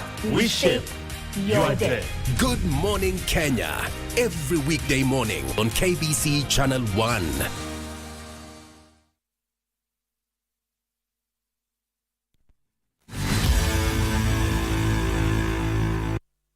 A very good evening to you. My name is Daniel Wahome and welcome to Prime Edition Sport. Now, the Pamoja countries, Kenya, Uganda and Tanzania, have expressed their commitment to delivering a successful African Nations Championship CHAN, which is slated for the 2nd to the 30th of August this year. Speaking to the media in Nairobi, the three sports ministers say they will issue Pamoja visas to ensure a seamless movement of players and fans, as well as ensure the exemption of taxes on equipment to be used during the tournament. It's only 61 days left now before the 2025 edition of the African Nations Championship CHAN commences. The hosting countries Kenya, Uganda and Tanzania have stepped up their preparations towards hosting the $39 million tournament. Both nations have agreed to exempt tax on equipment to be used during the tournament. Led by Kenya's Cabinet Secretary in charge of sports, Salim Mvurya, the ministers reaffirmed their commitment to delivering a successful championship. One of the areas that we looked at is the issue of visa that will allow the three countries to allow either fans or players. And therefore, what we have agreed as ministers in the three countries, we will be working with our other ministries in charge of immigration to ensure that we have a seamless visa entry requirements. To pamoja. When I talk about pamoja, I mean Uganda, Kenya and Tanzania. Please come and witness. And I'm very sure it will be the best competition in the history of CHAN. Kenya is in Group A alongside two-time champions Morocco, DR Congo, Angola and Zambia in the 2024 African Nations Championship. Mashindano haya pamoja na yote imetusaidia nchi za Afrika Mashariki sasa kuja na miundombinu ya michezo, sports infrastructure na miundombinu ya michezo ya aina yake, ambayo ina maana CHAN ikiisha, AFCON ikiisha, bado tuna uwezo wa kufanya mashindano mengine mengi. DR Congo and Morocco lead with the most titles with 2 crowns each, while Senegal are the reigning champions, having won the title in 2022. Frederick Muki for Prime Edition. 270 athletes will be tested by the Anti-Doping Agency of Kenya, ADAC, ahead of this year's World Athletics Championship slated for September, as others will miss out on national assignment due to evasion of tests. ADAC acting CEO Penaina Wahome, who was addressing the media at the ADAC headquarters in Nairobi, said that the agency will initiate nationwide ambassadorial awareness programs in a bid to scale up the fight against the use of prohibited substances and methods. 14 Kenyan athletes have been suspended this year for doping cases, with 4 failing to avail themselves for tests. 20 athletes also missed the first no-notice out-of-competition test and will be locked out of the trials as the war on doping intensifies. This is according to ADAC Head of Legal Affairs Bildad Rongoncho, who says Athletics Kenya issued a list of 145 athletes to be tested before the World Athletics Championship commences this September in Tokyo, Japan. Annually, we would have about 40 cases. But when we started this, remember, this is the second year of implementation. In the first year of implementation alone, in the calendar year, we had 74 cases. So 14 cases in June. What do you think? There is no pressure which we receive from any coaches or any managers, because the rules don't even give us the liberty to test based on pressure. We test based on the criteria that has been offered as per the World Anti-Doping Code.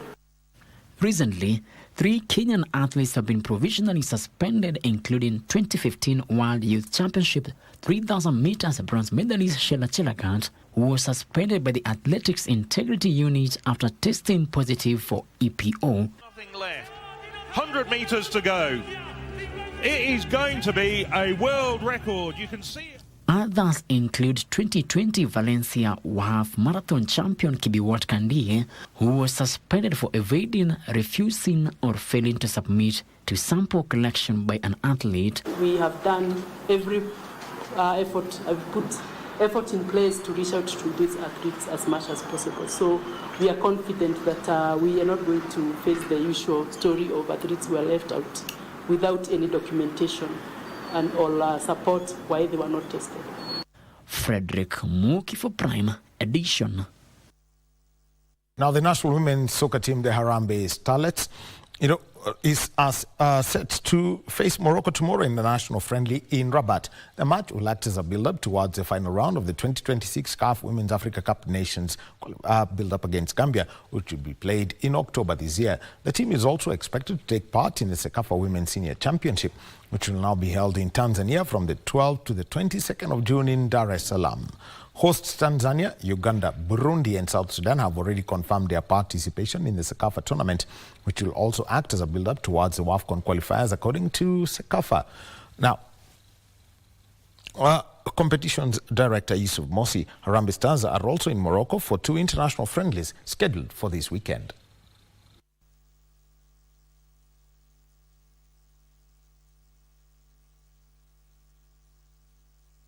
Now, Kabras Queens are this year's winners of the Tujiamini Cheza Dimba tournament after claiming a 1-0 win against Kimanget FC. Upendon FC claimed the men's title after a hard-fought match against Nakarila FC. This year's edition brought together 8 grassroots teams, 6 male and 2 female teams in an electrifying competition aimed at celebrating talent and empowering young players. Men's winners pocketed 250,000 shillings, while the ladies bagged 50,000 shillings.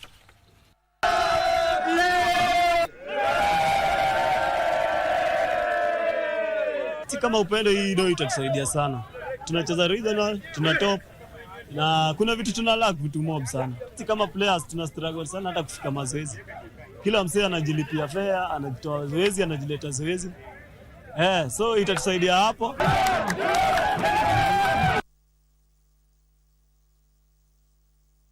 And that's the sport for tonight. More coming your way tomorrow, and there's a lot happening. The French Open, what surprises will it hold? And also, remember that Kenya, Uganda and Tanzania, they have said, sisi majirani, lazima tuwe wenyeji wazuri. Hold out for that. We'll have it tomorrow evening. My name is Daniel Wahome. Have a good evening. Back to Tom and Irene. Well, we have to go now. Yes, thank you for your feedback. Thank you for your time. And our sign language expert tonight is Anwangeshi. My name is Mchuma Odem. Good night.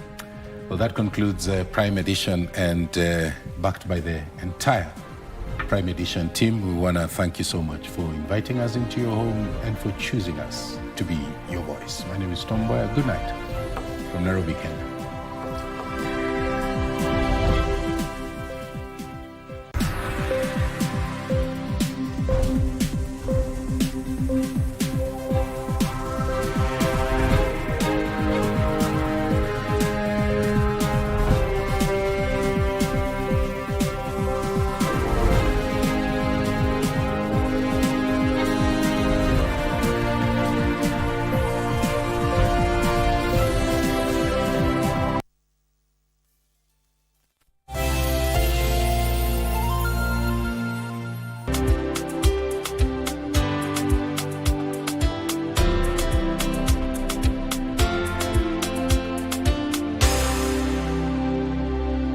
Say the earth without art would just be get it? We circumnavigate the globe and traverse the local scene to bring you art and culture at their very best.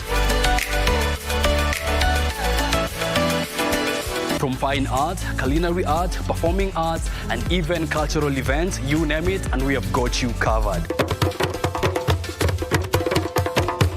My name is Kevin Kasioki, and I will be serving you this and much, much more each and every Friday at 8 p.m. only on KBC Channel 1.